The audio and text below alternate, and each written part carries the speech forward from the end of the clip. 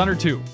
So, yeah, myself, Reeves, Bertz, we flew out to Lyon, France. That's like the Arkane Studio over there in France. They're leading development on this thing. And we got to see a lot of the game in action.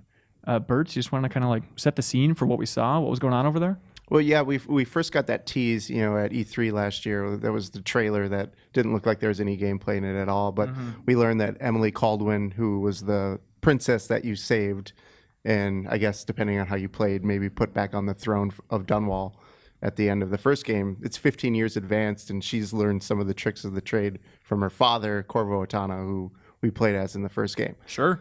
So it's an interesting idea to kind of split your game in two like they're doing. It's actually the same game whether you play as Emily or Corvo. Same overall structure. Yeah, the first mission you do play as Emily, but after that first mission in Dunwall where the coup happens, I'm presuming, then you have a choice. Are you going to play as Corvo or as Emily? And as developers put it, I think Harvey at a certain point said, yeah, we're throwing a lot of work away here. Like if people just play one, they're going to miss out on all these different set of abilities because they don't just have one-for-one abilities. Emily not at all. They have completely different, even like down to the weapons. They have the same 3 weapons as, the previous game. You get the crossbow, the gun, and the sword, but they go in different directions based on like what master craftsmanship choice you make with that. Yeah. So they have different weapon end games. They have totally different power sets. So it's interesting because there's these like bloodfly swarm creatures, and like we saw the Corvo demo where you could like possess those and then jump from that to a rat. And I was like, oh, that's cool. And then I was thinking, oh, well, actually, I was thinking about playing as Emily. So if I play that game as Emily, I won't be able to do that. So I guess I'll have to play twice, which is cool for super fans, but it's just interesting to like. It's going to be a completely, like you said, completely different experience, even though the levels are essentially the same. Yeah, and if you think about the first game, you could also play essentially 2 different ways, right? You could play totally stealth, or you could play just like gonzo bloodletting, you've seen the YouTube videos. There's some phenomenal players that are just racking up kill counts at a ridiculous rate. And so now in theory, you kind of have 4 different playthroughs if you want to play high chaos, almost low like chaos. There's so many different permutations, I guess, for this game now. But we know gamers, like you see the telemetry data that you get back from a lot of these games, and most people don't even finish one playthrough. So it's going to be really interesting to see like where's the breakdown, who's going to play as Corvo, who's going to play as Emily, and then how many people actually dip in for a second go. Yeah, there's more enthusiasm than I thought when we launched the cover for people being like, oh my god, I can't wait to play Corvo, he's like my favorite character. It's like, Corvo? Really? He seems fine. Are you that fond of Corvo, or are you going to go straight for Emily? I'm going to go with Emily because there's new powers, but I liked Corvo. Corvo was a cipher kind of. Right. Like he didn't have a voice, so like a lot of people felt that he didn't have a personality in the first game. But like you imbue your own personality as you're playing through a game, and I really like the character. He looks like a badass. His powers are awesome. Yeah, it's mostly his look, I think. Yeah. He looks really cool, and I think the powers, it's a good combo. And I like that story. Like, who is this Lord Protector who is like basically the bodyguard for the Empress?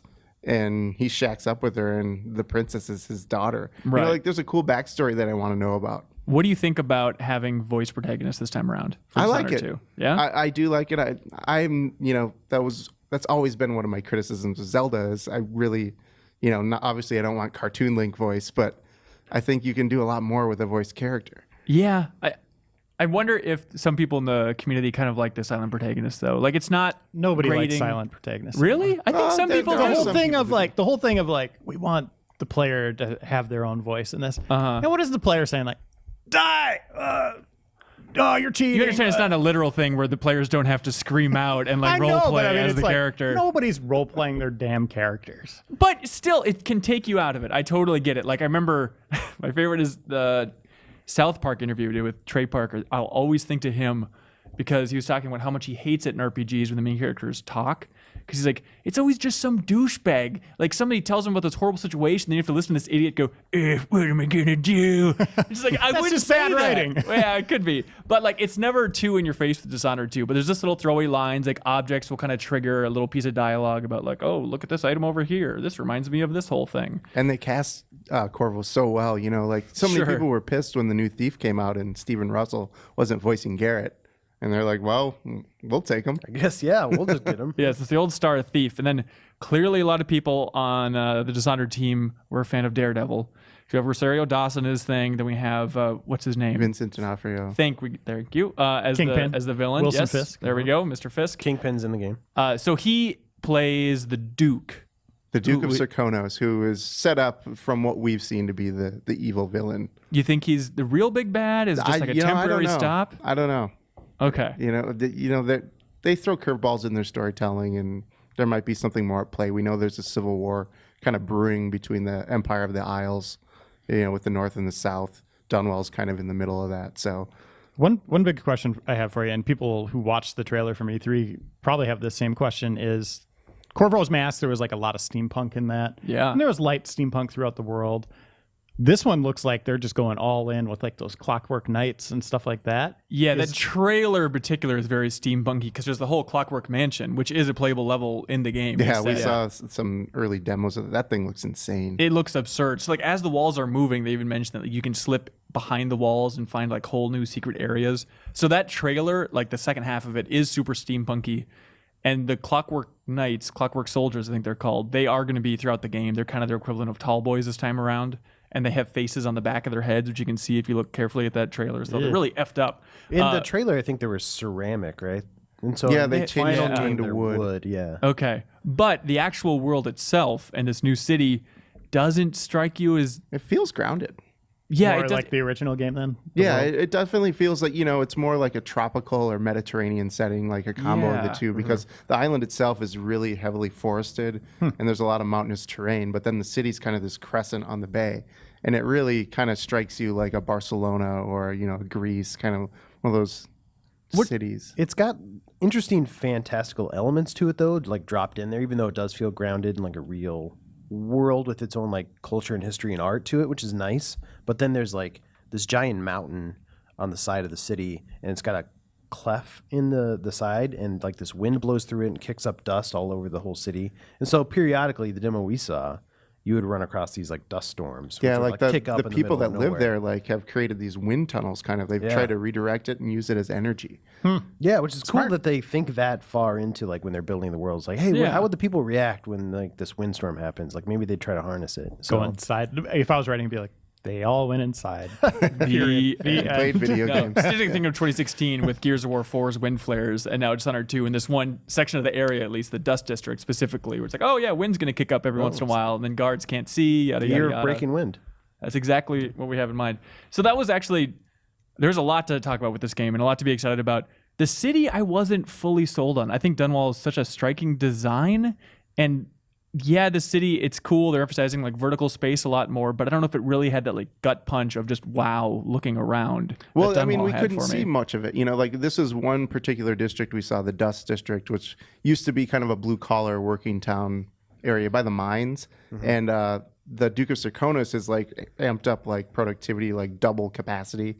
So like these silver mines are blowing all this silver dust into the people's lives, and they're basically like abandoning this district. So this is one of those empty space kind of feeling areas. Gotcha. But Harvey Smith was really one of the co-directors. He was really adamant that not all the levels are going to look like this or feel like this or be like this. There's going to be a lot more life in the streets compared to Dunwall. Things are a little bit more Dunwall upbeat. was architecture-wise very cool looking, very striking, but it was a dump because the plague. Yeah, there was a plague wiping everybody out. They're painting the walls just flat white. Yeah. So it looked awful at times, and that's what they wanted you to take away from it. You'll get to see a next gen awful because the beginning and the ending of Dishonored 2 take place in Dunwall. Oh, cool. So it's going to be nice to revisit that. So the hardcore fans will get to see what next gen Dunwall looks like. Although they did say that the rat plague's over, so there's not like people dying in the streets all over the place. Fly plague. And they've blood fly like plague. the flood district has been repaired, and it's a financial center now. Under Emily's rule, like things got a lot better. So it'll be like There's a Costco over there. Yeah, exactly. Whole Foods. A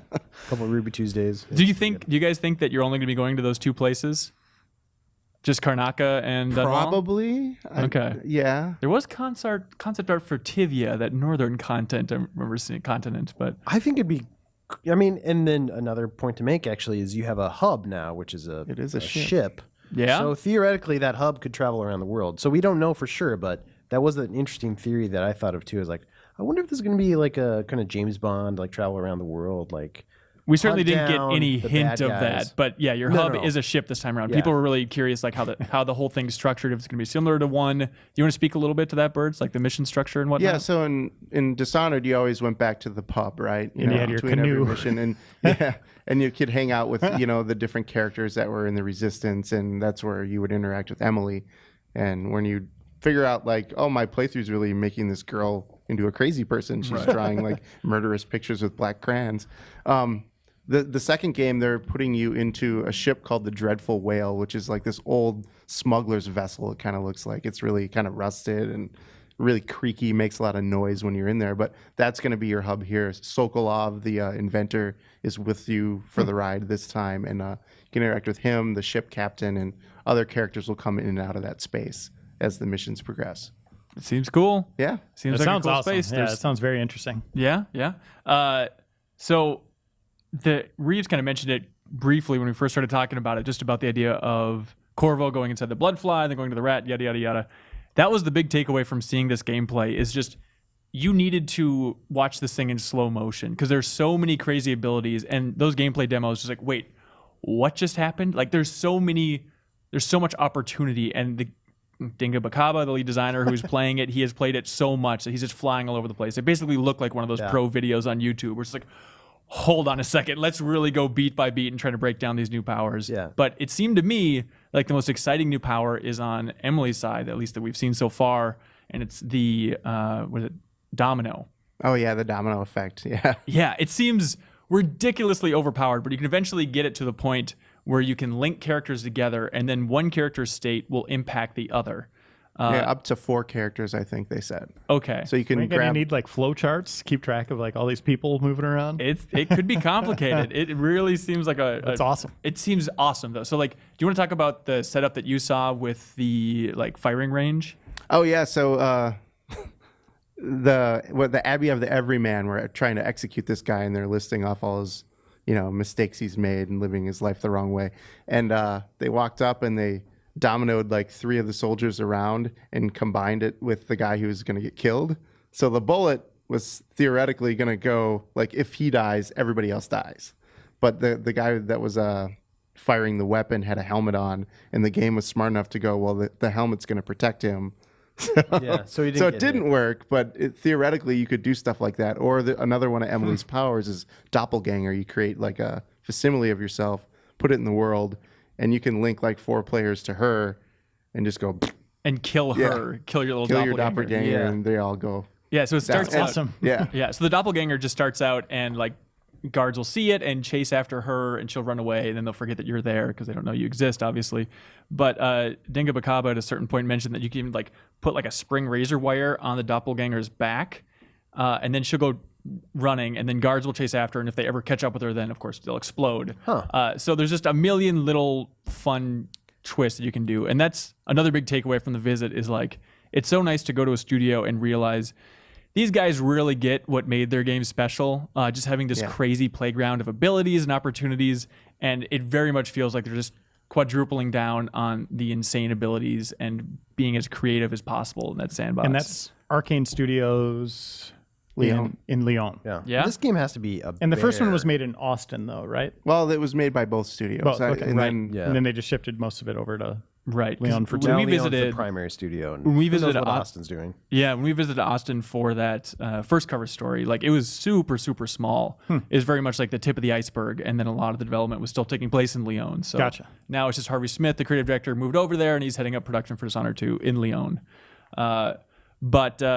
Yeah, do you guys have any other abilities that really stood out for you? There was a one, oh, now I'm forgetting the mesmerize one. Did you guys ever talk Yeah. about that one? Where it's like it's kind of a stealth ability, but like you plant this like crazy crystal thing, and like guys are just drawn to it, and they're basically mesmerized by it. And it you gets can- really creepy too because they're just in awe of this thing. And the way Harvey described it, I love, where he said that it has unspeakable horrors experiencing that, but they all kind of like it. So it's just like this weird vibe when they're under this trance. You can just walk right by them and they won't notice you, or you could like stab them in the neck and like kill them while they're just like looking at this thing. And you can combine that with the domino. So like you link 4 dudes and then you link one of those guys to like 4 more dudes. So you could have like 8 guys just totally mesmerized by the same. Do you think you have enough mana for that, or what? I forget what they call it. I don't know. It was interesting watching them play around with the powers, and you can tell that they haven't figured out all the combinations yet too, because while we were doing the demo, he was like, actually, I wonder if this would work. And he would try something out and it would work, and it was like, oh, that's crazy. And like they were surprising themselves even while we were playing the game, which was cool to see. It was fun. Oh, go ahead. One of the cool things that, you mentioned, like you can use that ability as a stealth tool or as a tool to just murder a bunch of guys when they're not paying attention. That they really doubled down on that kind of concept. One of the criticisms from the first game was, well, it's really fun to play as this crazy knife-wielding monster, but when I'm playing stealth, I feel like I only have a couple abilities that I'm really using. So they've created skill trees kind of that go in more directions for all the abilities this time, and a lot of them can be manipulated to use in a stealth practice. Yeah. So hopefully stealth is more fun to play. Yeah. And did we talk about Far Reach at all? No, because that was the other one that you saw in the demo that they did last year, where she's kind of like using her smoke-like powers to reach out, and then kind of like it looks like she's teleporting, but she's really just sort of like moving there really fast. So if guys see her, it's more like a hand that can pick up things, but this is kind of grabbing and pulling Mr. her towards Fantastic it. Hand or something. Yeah, sure, something like that. But And she smoke can, though, right? It's like yeah. But she can use that to like grab other things, like things out of the air, or grab enemies and like pull them to her as well. So it's not just a one way. Right. Yeah, and those are all unlocks that you can eventually get to, I believe. It was interesting going back before the trip and researching Dishonored 1 again. First of all, being reminded, like, it's a really cool game. Yeah, in retrospect, so especially, cool. It stands out so much. That was my game of the year that year. Yeah, I remember you were really in love with it. It was a it. good year, but that was my favorite. It was an amazing year. Was that Mass Effect 2 that year, I think? No, that was XCOM. Oh, XCOM. Mass Effect 3, maybe? Mass Effect 3. 2012. Yeah. Yep. Journey it was one of those was Mass that year. There's some other huge ones. But anyways, looking back at our coverage, and we did like a spoiled, and we also talked about like, oh, why it's one of our favorite games of the year. And in both those videos that we shot, everyone's like, I bet the Outsider's going to be the big villain in Dishonored 2. That's like everyone's prediction. It's like, oh, that Outsider. Do you want to just explain what we saw from the Outsider in Dishonored 2 so far? Yeah, well, I actually talked to Harvey a little bit about that character because, like one of the cool things about the game was the mystery of like, he's kind of the G-Man for, like the Half-Life G-Man in this world. And a lot of people thought he was a Loki-esque trickster, right? And Harvey was like, no, a lot of people are misinterpreting that. This guy's been trapped in this void for a long time. And he's giving people these powers thinking they're going to do good things, and they're constantly surprising him by what they do. So they've kind of peeled away some of that trickster kind of vibe, I guess. Right. Okay. But we're going to spend more time in the void with him this time. They've done a lot of work, building up that part of the game. They recast the character. It's no longer Billy Lush. It's Robin Lloyd Taylor from Gotham. Yeah, he's the Penguin, which I don't watch that show, but everybody says that he's like the highlight of that show. He's pretty creepy. He's probably the best part of the show, yeah. Yeah, so we're going to learn some new things, Harvey said, but there's also still going to be stuff that you're just like, what's going on? Right. Also, related to that a little bit, is interesting to hear them decide like which, because there's so many options. In the first Dishonored, what is canon going into this one? And apparently the canon version of the first one is Sparing Dodd. You want to talk a little bit about that? Well, how that works? They felt like the most of the interesting choices were the non-lethal ones. So obviously Emily lives. Dodd is going to live, who was the guy who killed Jessamine in the first game, and Corvo like spares the man who killed his love interest. Like some interesting dynamics at play there. So that's kind of where they're going with this game, is that the non-lethal decisions that you made in that first game is what's going to be canon. Whichever one was more interesting, I guess, on a storytelling perspective, which is probably the way to go. One other thing before we move on, some of the design in this game, we talked about, steampunky nature and whatnot. Some of the designs are so cool. Like during the demo, there was a moment where one of the guys at Bethesda, who's at the studio as well, he just started laughing when he saw this design because it's so cool. But there is a typewriter in Dishonored 2. Do you remember this typewriter? It's super tall looking. It's just like this quick thing in the demo that just ran by. But it looks so awesome. Or there's this one character, Kryn Jindosh. I guess is his name. Kieran Jindosh. Yeah. There we go. Where he has a pipe like built into his hand, so he's like smoking a pipe that's like part of his hand like itself. His thumb or something. Like Yeah. It's built out of whalebone. There we go. Like the stylized, crazy aspects of Dishonored 1. I'm very happy to see come back. That's in a this. crazy idea to me, and I'm almost surprised that some pirate somewhere hasn't done that, like made a pipe out of a fake hand. I don't know, don't you think? Why would a pirate do It's that? like a real world pirate, or like Yeah. I don't know, like some dude who lost his hand. Why wouldn't you make something functional out of it? just have a big pipe for a hand. Yes, Is that what you do if you lost your hand? I think it's a cool idea. like, how can I use this to a smoking advantage? I would make an Iron Man hand. I could put a hook on here to open doors and do practical things, or I could smoke it. Yeah. I guess I'll smoke it. There we go. Pirate would really care about smoking. But I'm curious about this typewriter because I remember. How would you describe it? I Because would hey, it's a describe it- crazy looking typewriter. It's like tall and spiky and just exaggerated. Imagine you take a cool looking steampunky typewriter and then stretch it out vertically and kind of fan it out at the top. Basically, it's the Game of Thrones throne turned into a typewriter. typewriter. That's how I vaguely remember this thing. But you're right, the art is just phenomenal in this game, and we got to meet some of the artists like Sergei Kolosov, I believe is his name, who did the covers for us. Yeah, Sebastian And Matan, Sebastian who's the Matan, who's the art director. director. Like, you know, people were worried that Victor Antonov not working as closely with the team this time. The art might take a hit. I seriously But he's don't the think. overlord Yeah, overseeing he's all the creative studios, director, right? basically. And For Sebastian all. was the guy on the first one anyway, so He was the art director on the first one. He's anyway. still here, so like the art vision is still the same in a Right. lot of ways. We And have it was a- interesting because I was talking to him and he was saying that usually you see concept art for a game and it's like wildly different than what the game actually looks like, but their vision or what they're trying to do is create this really cool art and then create this game that actually kind of looks like this concept. Yeah, it's very art piece. painterly. Yeah, So- and that's why they had to build their own engine, basically. Yeah. Yeah, it's confusing. This is called the Void Engine, so they had to basically recreate the way that Dishonored 1 felt going into this thing. Yeah, and they're using like a kernel, I guess, like 25% or something like that of the id Tech is still there. That's what they use as their platform, but they've built everything on top of it. Okay, gotcha. So- Yeah, it's really interesting just going on the first Dishonored cover story trip back in 2011, when so much of that trip was spent with the guys at Arkane explaining, like, we kind of like this immersive first-person genre, really like this type of thing. And now this time around, just to see them be like, yeah, the cool parts of Dishonored 1, it's just more of that. It's like, oh, okay, that sounds great. I think I'm on board. But we have interviews with the art director, blowouts of the powers, more like character profiles and whatnot for Corvo and Emily coming up on the site at Gameformer. Profile on the Dust District even. Well, there we go. talked about. It's gameformer.com/Dishonored 2. So stay tuned throughout the month to learn a lot more than we just said about Dishonored 2.